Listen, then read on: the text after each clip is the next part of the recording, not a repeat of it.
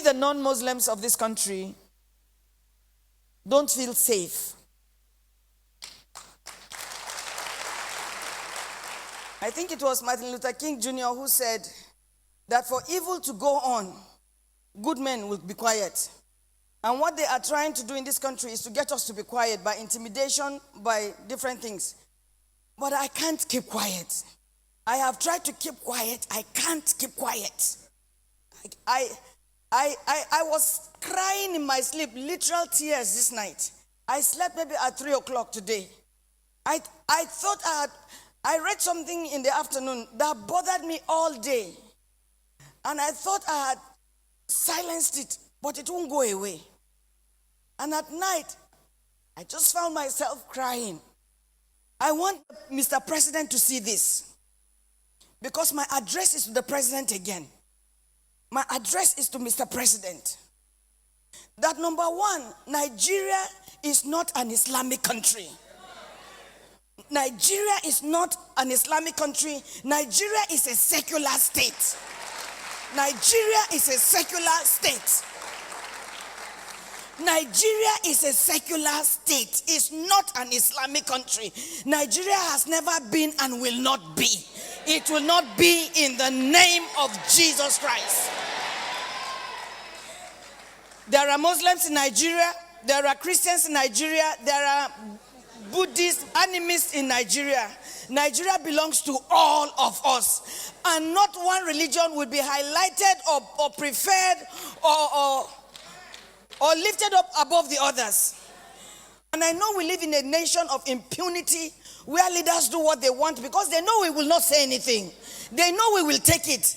And so they will keep doing it. But as long as some of us are here, as long as God allows us to be alive, because it is God who keeps, we will keep speaking. I am still disturbed at the silence of Mr. President over this mayhem, over this evil that has overtaken our country. I am disturbed. I can't hold my peace. What is this? That a people can go to a community and wreak havoc. Or as we are sitting here in church, in this AC, feeling good, praising Jesus and all, there are some people being kidnapped in the bush right now. There are some people being raped by Fulani Herdsmen and by bandits or whatever you call them. Whoever it is that has invaded our country is the sole responsibility of Mr. President to control that. Now, I don't care what anybody says, because I know that there are people who will argue and say it's not the president's fault or anything. But to the best of my knowledge, everything that happens on this campus is my responsibility. Everything that happens in this family worship center grounds, in this church, in this ministry, is my responsibility. If it is good, I give it to the people. If it is bad, I carry it. It's my responsibility. Everything that happens in this nation is Mr. President. What surprised me, sir, is you have not said anything. You don't say anything. The only time you speak is when iPod does something. But when the other ones do things, we don't hear anything. The particular story I'm going to read this morning is not, I've not verified it, but it is exactly what happened to somebody in this church. Exactly. In fact, the one in this church, maybe not as worse, because you can't quantify, you can't grade them. But I'll tell you the little difference between what happened to that person and what I'm about to read. And it's not the first one, it's not the second one. This one just happened to have come to me yesterday, and it gripped my heart, and it reminded me of the other ones that I know of.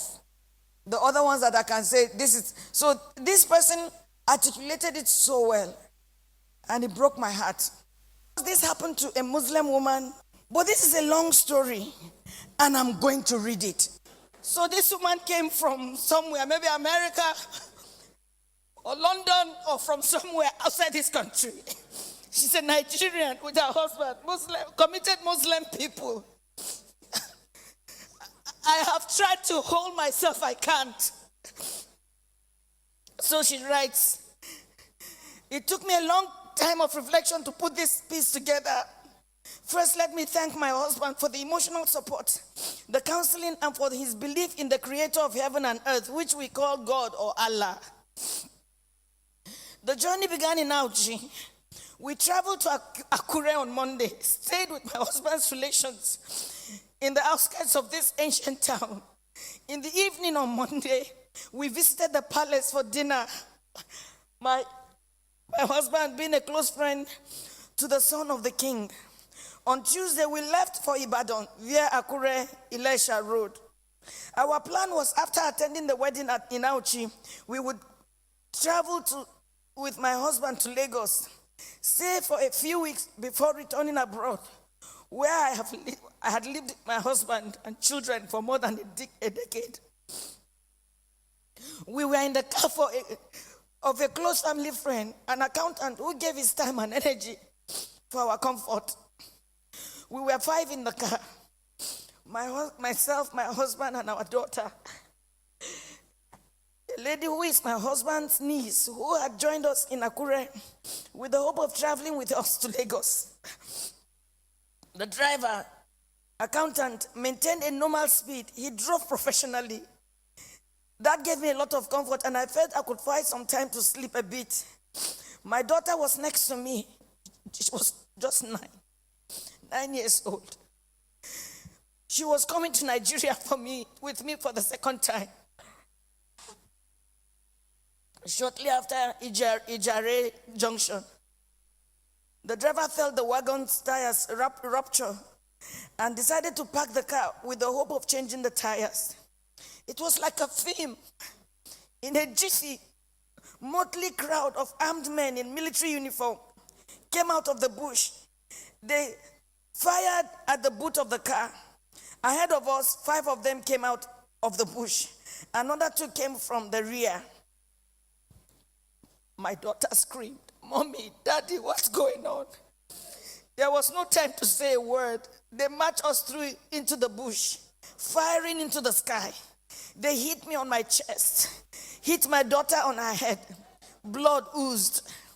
At this time, it was better to kill me. I shouted at one of the armed men. His response was hell. He went straight for my private part, tore my dress with his gun. The others ripped my dresses. I was left with my undies. My husband and my daughter started crying. 2 of them dug their teeth into my breasts. While attending a secondary school in Adamawa, I had lived with some Fulani, so I understood a few Fulani words. I started pleading, at least for my daughter. To my shock, at gunpoint, they removed the dress of my little girl. One of them carried her on his head as my baby struggled, shouting, "Daddy, Mommy, what's going on? Help me." I could not help myself. We marched for 9 hours. I was half naked. My daughter was totally naked. Her tears was like a stream of blood on her cheeks. Our phones had been seized. We ended up in an ungoverned region in the thick of the forest. We met a well-organized group. There were some kidnapped victims. I saw 2 women, 2 ladies and 3 men. There were some people with their legs chained to trees. They were as if half dead. We were separated. I was separated from my husband. My daughter was taken away. I only heard her screaming intermittently. I did not know what they were doing to her. These men, now about 2 dozen, had a full kitchen. They had a huge camp and a traditional medical team. How can they say they don't know where these people are? How can they say that? But the camps appeared isolated from each other. We heard noises afar, indicating it might be nuclear settlements of camps. Right in my presence, I saw them pack the remains of a woman. They took her and buried her a few meters away from us. She had tribal marks. I cannot describe the agony of 6 days in captivity in this little piece. I cannot talk about how they asked my husband to choose between myself being raped or his daughter being raped. My husband broke down in uncontrollable tears. One of them hit him saying, "Yoruba bastard, you dey cry, idiot." They now gave him an option that he should be raped by one homosexual among them. My husband, a devout Muslim. My husband is a devout Muslim. He told them that homosexual and rape of any kind was against Islam. They hit him with a butt of AK-47. What do you know about Islam? You can imagine, you are being asked to choose between being raped by a homosexual, your daughter just 9 years old, or your wife being raped. They gave the fourth option. If you fail to choose one, we would rape your daughter, rape you, the man, and rape me, the wife. I made myself the sacrificial lamb. My husband begged, saying they should name any price. One of them asked him to bend down. 3 beastly criminals sat on his back, jumping until he was too weak to stand.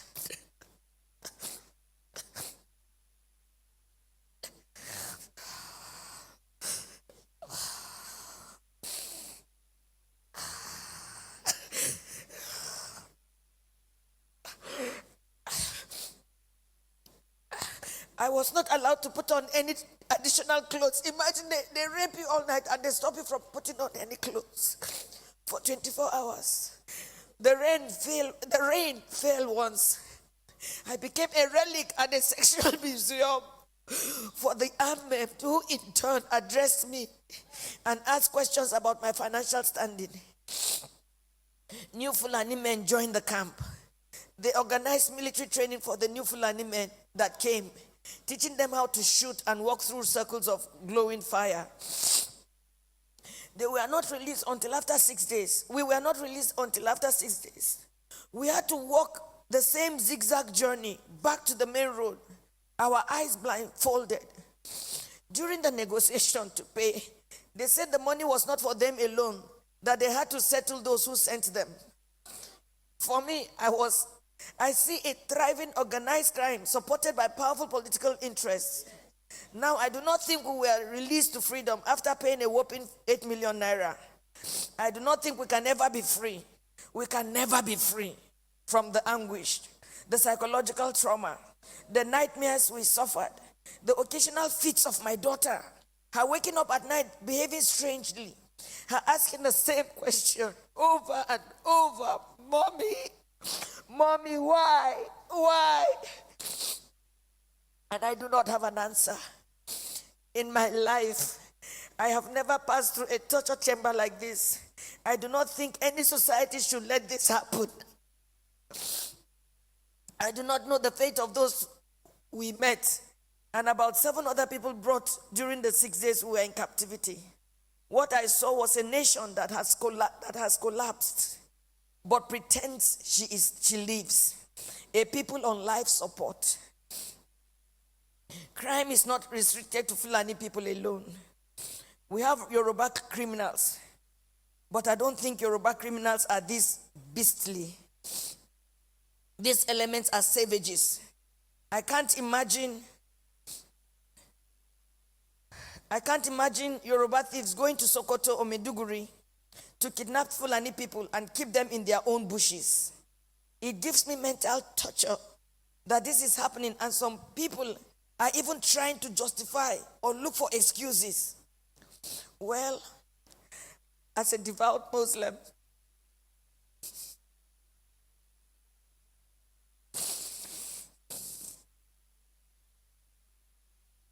myself and my family have taken solace in Allah.